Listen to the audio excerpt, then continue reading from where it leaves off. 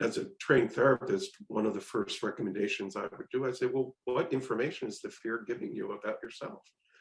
Can you go below that fear to understand, are you feeling inadequate? Are you feeling that you might do some harm? Are you feeling that you're not up to hearing these things? And listen to the information.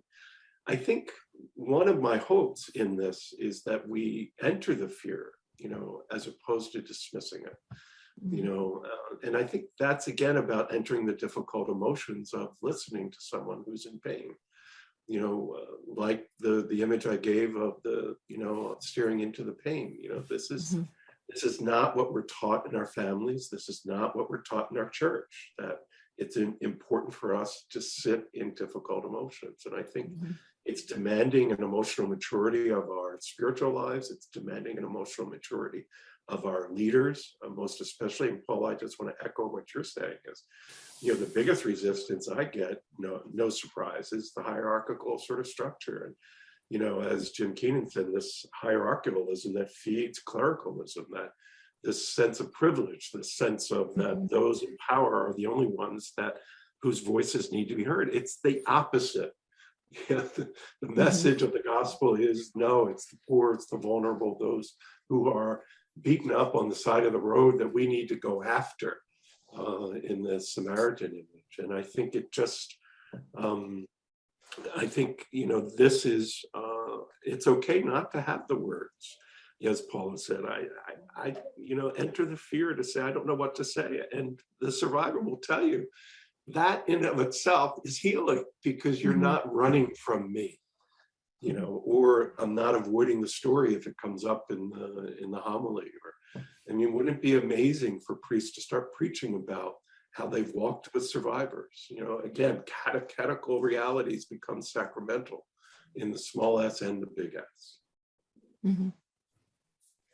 Yeah, thanks for that, Jerry. That's true, to bring up the hierarchy. It pains me when I hear so often that bishops will not meet with victim survivors. They won't meet with them. They won't listen to their story. And you know what? It's their loss, because it's such a blessing to be in the presence of a victim survivor who is talking to you and pouring their heart out. Exactly. When are the bishops going to wake up to the massive impact of the clergy's sexual abuse? When are the bishops going to start washing the feet of those who have been abused? Amen. We don't get to choose whose feet we wash. We need to wash the feet of those who are in front of us. Well, what a beautiful image, Paula. And to me, what it gets at is, and it's your question, Sarah, it's they don't know how to manage their fear and their inadequacy. That's my sense, and I've talked about this with other people. Yeah. And I think just good old active listening. Tell me more. That's what good listening is about. It's not about the survivor. I'm not telling my story for anybody to help me figure it out. I'm telling my story because I need to tell my story. Right. I need to put words to the unfathomable, unspeakable horror that haunts us, at various times, that searches out for meaning. That is sacred.